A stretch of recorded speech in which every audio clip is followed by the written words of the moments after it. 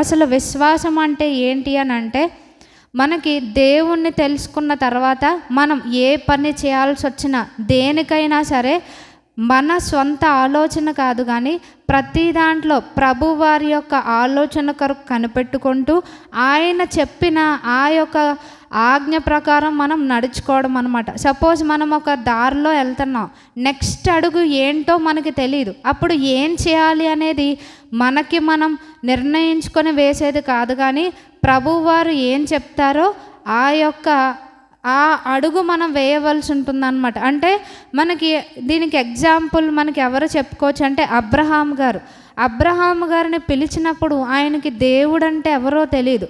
ఆయన కల్దీల దేశంలో ఆయన ఉన్నాడు. అప్పుడు దేవుడు ఆయనకి ప్రత్యక్షమై ఆయన్ని పిలుస్తారు. మనం ఒకసారి చూస్తే ఆదికాండము 12వ అధ్యాయం మొదటి 2 వచనాల్లో మనం చూస్తే ఈ విషయాలు, ఈ మాటలు ప్రభువారు అబ్రహాము గారికి తెలియపరిచారు. ఎప్పుడు?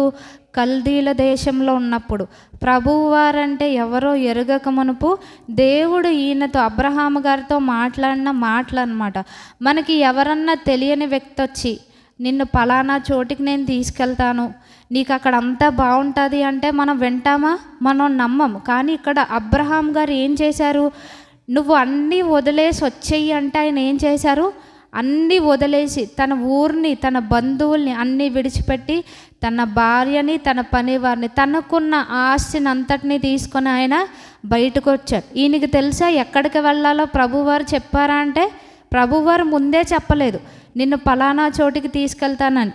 ఈ ప్రభువారు చెప్పింది ఒకటే, నువ్వు లేచి నీ దేశము నుండి, నీ బంధువుల యొద్ద నుండి, నీ తండ్రి నుండి బయలుదేరి నేను నీకు చూపించు దేశంనకు వెళ్ళుము అని అన్నారు.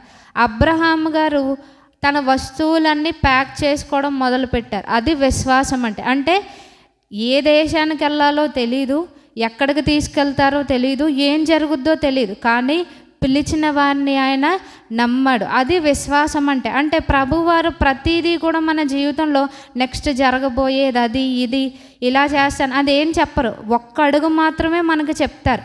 ఎప్పుడైతే మనం ఆ ఫస్ట్ స్టెప్ వేస్తామో 2వ అడుగు మనకి రివీల్ చేస్తారు. ఆయన్ని నమ్మడమే విశ్వాసం అని ఇక్కడ అబ్రహాము గారి జీవితం నుంచి మనం నేర్చుకోవచ్చు.